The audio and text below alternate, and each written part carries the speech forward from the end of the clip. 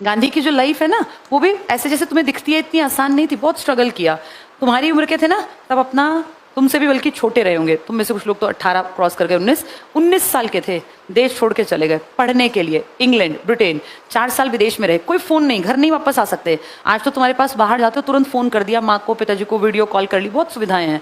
तब अगर गए तो गए, वापसी नहीं थी, फिर इतना रुपया कहाँ से आएगा। और अगर अमीर हो तो भी रोज कोई नहीं आता था कि पानी का जहाज पकड़ के वापस आ रहे हैं। गांधी जी ने 4 साल खूब पढ़ाई की, मेहनत की, पढ़ने में ब्रिलियंट नहीं थे, एवरेज थे। वहाँ लॉ पढ़ा, लॉ पढ़ के लौटे तो बढ़िया काम नहीं मिला, फिर चले गए साउथ अफ्रीका। साउथ अफ्रीका में गांधी ने बेटा बहुत बेइज्जती सही, बहुत ज़्यादा। गांधी को इतना ह्यूमिलिएशन फील हुआ कि उनको ये महसूस हुआ कि कैसा लगता होगा गरीबों को, असहायों को। हुआ क्या गांधी के साथ, एक रेल कांड की घटना है, बताई थी मैंने कभी नहीं बताई, सुन लो। साउथ अफ्रीका में ना ये पढ़े लिखे थे, अमीर थे, गांधी कोई गरीब नहीं थे बेटा, कोट पैंट पहनते थे गांधी। तुम्हें वो धोती वाले गांधी याद है ना, वो तो बहुत बुजुर्ग हुए थे। गांधी जब तुम लोगों की उम्र के थे 24 साल के, suited booted coat pant tie पहनने वाले, फर्राटेदार अंग्रेजी बोलने वाले, पर्सनैलिटी भी ठीक ठाक थी, बहुत अच्छे तो नहीं कि ऐसे लंबे तगड़े, लेकिन ठीक ठाक। 4 साल इंग्लैंड रह कर आए थे।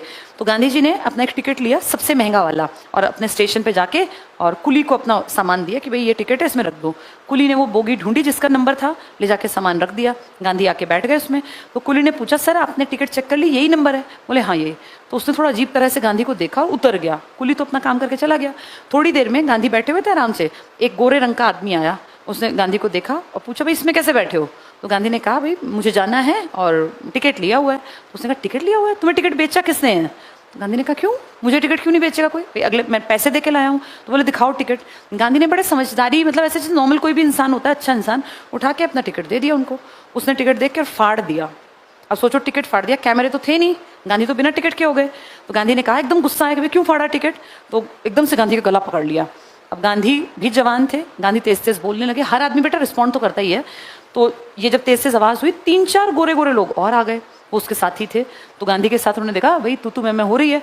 तीनों चारों ने मिलकर गांधी को पीटना शुरू कर दिया, मतलब मारना, अंधाधुंध जैसे लड़ाई झगड़े होते हैं।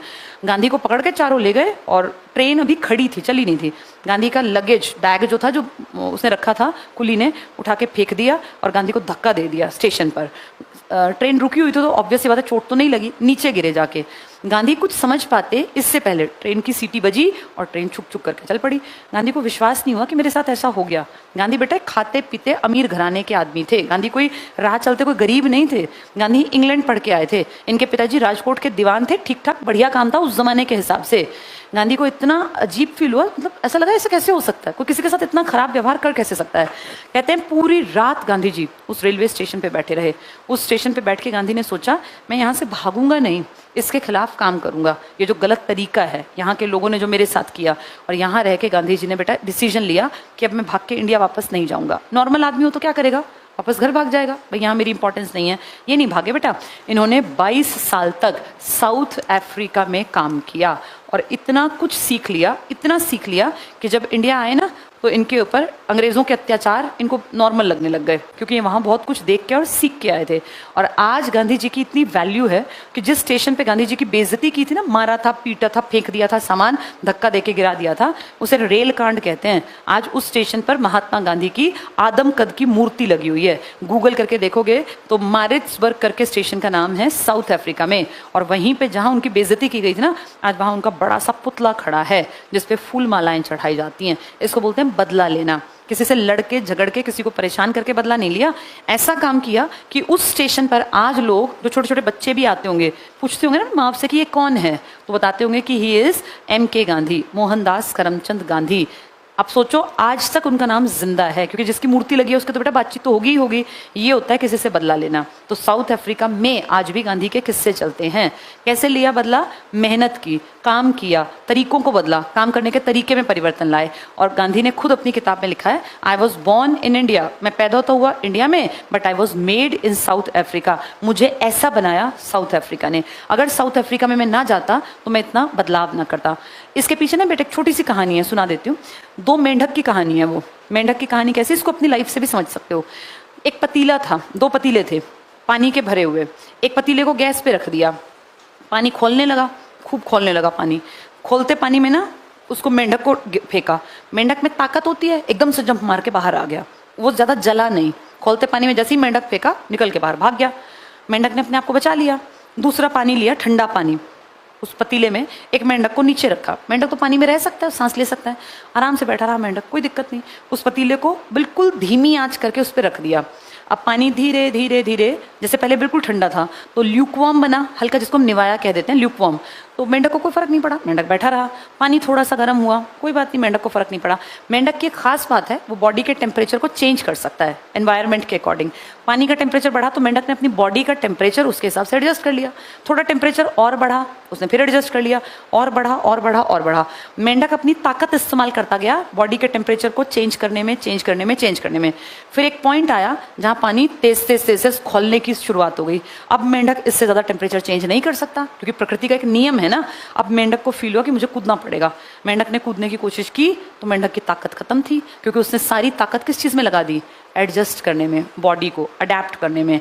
ये कहानी लोगों के लिए है, जनता के लिए। वो मेंढक बेटा कूद नहीं पाया, वो मर गया, जबकि उसमें और दूसरे मेंढक में अंतर नहीं था। दूसरा मेंढक क्यों कूदा था? क्योंकि उसने एडजस्ट करना नहीं सीखा था। उसको जैसे ही गर्म पानी में फेंका गया, एडजस्ट नहीं किया उसने, तुरंत से एकदम से एक तरह से विरोध किया और कूद गया। ये जिसको ठंडे पानी में रखा था ना, ये एडजस्ट करना सीख गया, हल्के निवाए पानी में एडजस्ट कर गया, और एडजस्ट और एडजस्ट। जनता भी ऐसी होती है। अगर किसी ऐसे देश में जहाँ पे कि लोग बड़े आज़ाद ख्यालों के शुरुआत से, अचानक से कोई राज करने की सोचे दबाने की, तो वहाँ की जनता सड़कों पे आ जाती है, सिविल वॉर कर देती है, लड़ाई झगड़े कर देती है। अब इंडिया को अगर कंपेयर करें, इंडिया के लोगों को धीरे धीरे धीरे धीरे धीरे एडजस्ट करना, एडजस्ट करना, एडजस्ट करना इतनी आदत पड़ गई कि अब कुछ भी होगा तो लोग एडजस्ट कर लेते हैं। चाहे वो किसान आंदोलन हो, वो बेरोजगारी की बढ़ती मार हो, वो महंगाई का ये बुरा हाल हो, अब लोग इतने एडजस्टिंग नेचर के हो गए। उस एडजस्ट करने वाले मेंढक का क्या हुआ था? ऐसे ही इंसान के साथ होता है। इसीलिए ना पढ़ाई लिखाई ज़रूरी है। पढ़ाई लिखाई हमारी बुद्धि को खोलती है कि भैया क्या स्टेप ठीक है। जैसे सरकार बेटा हर देश की ऐसी होती है, सरकार लोगों को देख के भी अपनी जो रुख है ना वो बदल लेती है। लोग अगर एक्टिव हो ना, लोग अपने प्रति जागरूक हो, अपने अधिकारों के प्रति, रोजगार के प्रति, महंगाई के प्रति, लोग अच्छी सरकार चुनेंगे, लोग ऑपोजिशन को ताकतवर बनाएंगे, तो फिर सरकारों को काम करना पड़ेगा। सरकार खुश होती है अगर लोग बेवकूफ़ हों, अगर लोग लड़ते हों, झगड़ते हों, मंदिर की बातें करें, मस्जिद की। मंदिर मस्जिद खराब नहीं है, धर्म इंपॉर्टेंट है, धर्म हमें सही रास्ता दिखाता है, बिल्कुल सही बात है।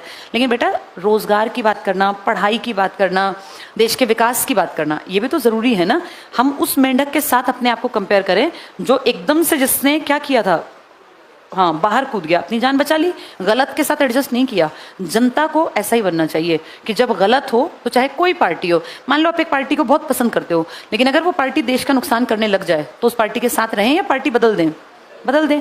हम पार्टी के आदमी थोड़ी ना है बेटा, आप किसी पार्टी के आदमी नहीं हो, आप हो इंडियन। आपको ये देखना है कि मेरी सरकार मेरे लिए कोई अच्छा काम कर रही है, मेरी सरकार रोजगार का काम कर रही है, शिक्षा का काम कर रही है, स्वास्थ्य का काम कर रही है, तो वो मेरी सरकार है। अगर मेरी सरकार इन 3 चीज़ों पे काम नहीं कर रही तो मैं इसको हटा के नई सरकार लाऊं। हमारे घर में बेटा क्या फर्क पड़ता है कि बीजेपी की सरकार हो या कांग्रेस, या फर्क पड़ता है? नहीं ना। तुम्हें इस बात से फर्क पड़ता है कि दूध कितने रुपए लीटर है, बाइक में पेट्रोल डलता है तो कितने रुपए लीटर है। सरकार किसी की आए, हमारे घर पे फर्क पड़ेगा महंगाई का, पढ़ाई लिखाई के स्तर का, शिक्षा का, रोजगार का। तो ये कहानी किस आदमी की है? महात्मा गांधी। कितने साल अफ्रीका में रहे? तभी गांधी ने कहा था I was born in India. पैदा तो मैं इंडिया में हुआ, but I was made in south Africa. इतनी बेइज्जती इंडिया में कोई इनकी कर ही नहीं सकता था, क्योंकि इनके पिताजी क्या थे? राजकोट के दीवान। दीवान के बेटे को कौन उठा के फेंक देगा बेटा बाहर सामान को?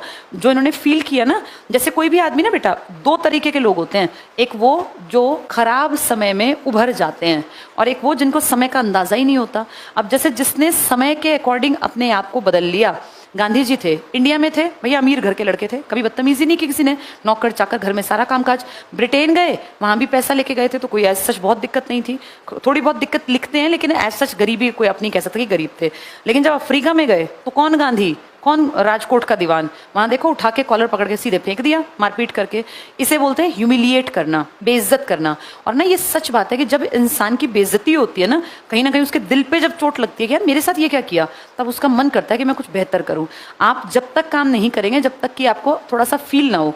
जैसे ज्यादातर लोग ना बेटा खराब समय में ज्यादा स्ट्रगल करते हैं, ज्यादा मेहनत करते हैं, क्योंकि उन्हें लगता है कि किसी भी हमारे रिलेटिव ने हमारे बारे में बोल कैसे दिया। मान लो कोई भी तुम्हें, कोई ससुराल वाला, कोई मामा, चाचा, बुआ, फूफा, कोई कहेगा इसके बस की कुछ नहीं है। भरी 4 लोगों की बैठक में कोई कहता है यार इसका लड़का बड़ा नालायक है, इसके बस की कुछ नहीं है, ये तो बड़े निकम्मे हैं, इनके तो घर बार में भी कभी किसी ने मेहनत नहीं की। वो बात किसी जवान लड़के के मन पे लग गई कि यार मेरे बाप दादा की इतनी पंचायत में बेइज्जती करता है कोई भी कि इनके घर में किसी के बस की कुछ था नहीं, तो वो पढ़ने लग गया। वो ऐसी ललक पैदा हो गई कि पता नहीं कहाँ तक पहुँच गया।